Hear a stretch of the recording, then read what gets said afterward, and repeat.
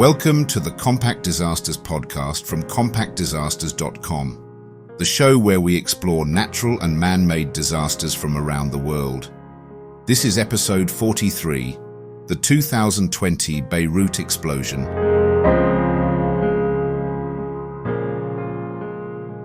On the 4th of August 2020, Beirut, the capital of Lebanon, was rocked by one of the most powerful non-nuclear explosions in modern history.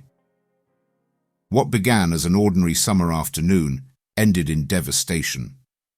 At 6:08 p.m. local time, a massive blast ripped through the port of Beirut, sending shockwaves across the city, shattering windows for miles, and leaving behind a trail of destruction that would scar the city both physically and emotionally.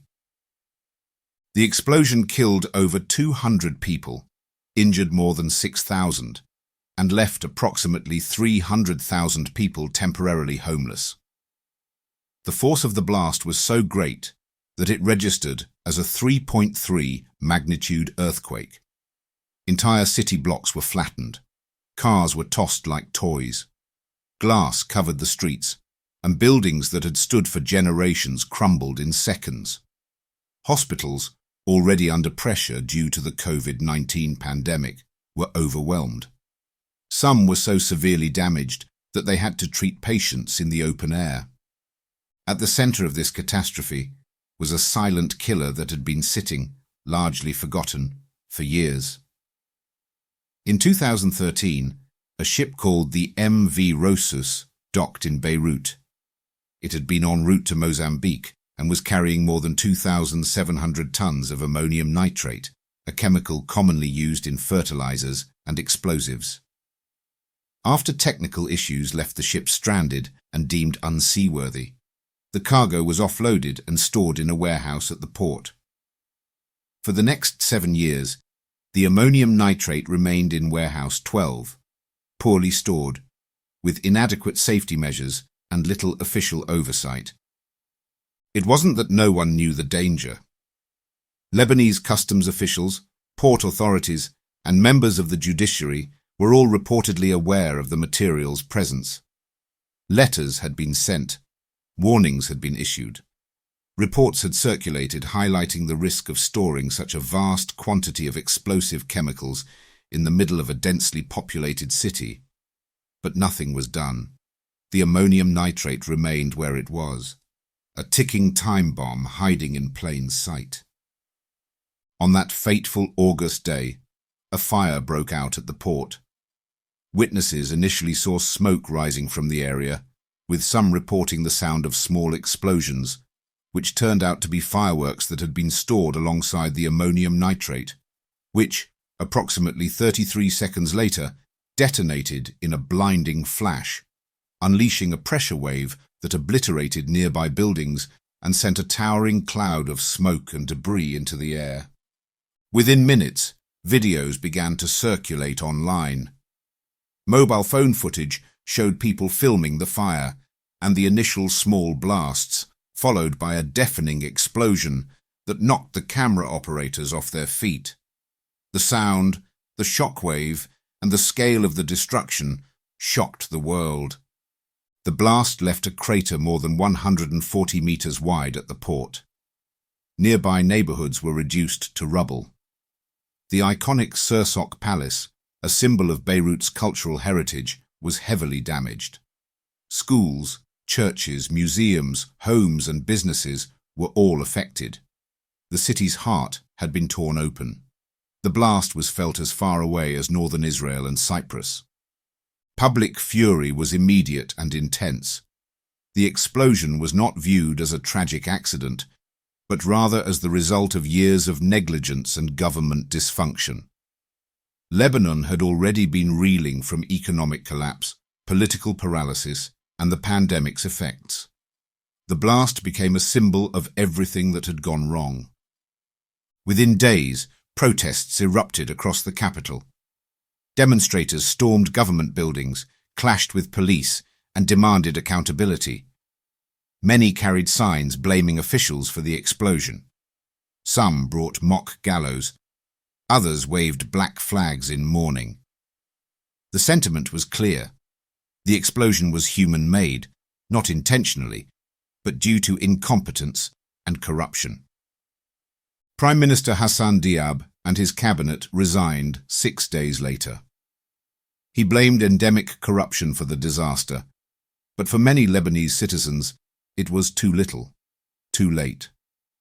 The political establishment, long accused of self-interest and mismanagement, had once again failed its people. In the weeks that followed, Lebanon received international assistance. Countries sent rescue teams, medical supplies, and financial aid. French President Emmanuel Macron visited Beirut just days after the blast, walking through the wreckage and calling for a credible, independent investigation. The world watched. The people of Lebanon waited. But justice has remained elusive. Lebanese authorities launched an internal investigation, but delays, interference, and accusations of political shielding marred it. Several officials were charged or questioned. Some judges involved in the case were removed. Others faced obstruction. However, to this day, no high-ranking official has been held accountable.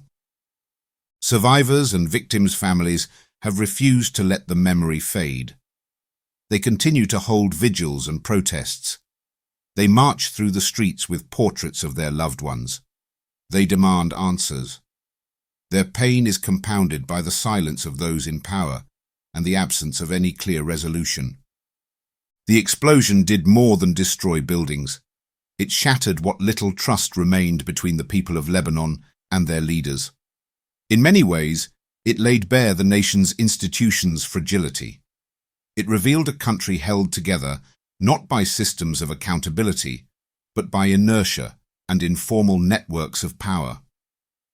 Yet, amid the devastation, Beirut's residents did what they have always done. They picked up the pieces. Volunteers swept streets. Local groups distributed food. Doctors treated patients with dwindling supplies. Ordinary people filled the vacuum left by the state. In the darkest of moments, Beirut's spirit endured.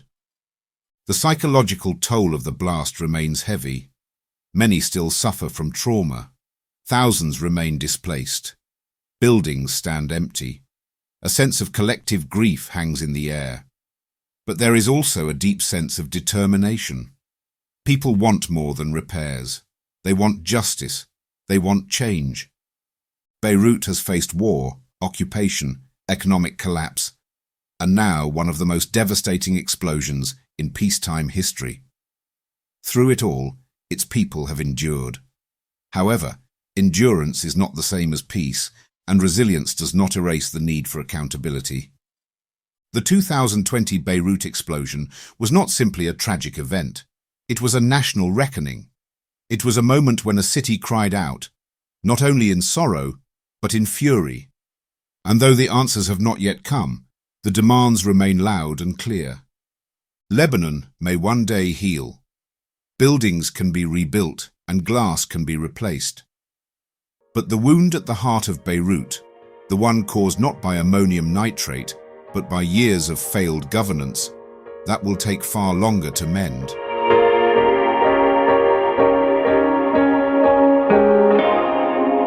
I hope you enjoyed that episode of the Compact Disasters podcast from compactdisasters.com. If you did, why not leave us a review wherever you get your podcasts? And while you're there, don't forget to subscribe so you don't miss any future episodes. If you would like to support us more directly, please consider buying us a coffee. Head on over to compacthistories.com/disaster coffee to see how. Also, please check out our other Compact podcasts. You will find them all at compacthistories.com. Thanks for listening, and I'll see you next time.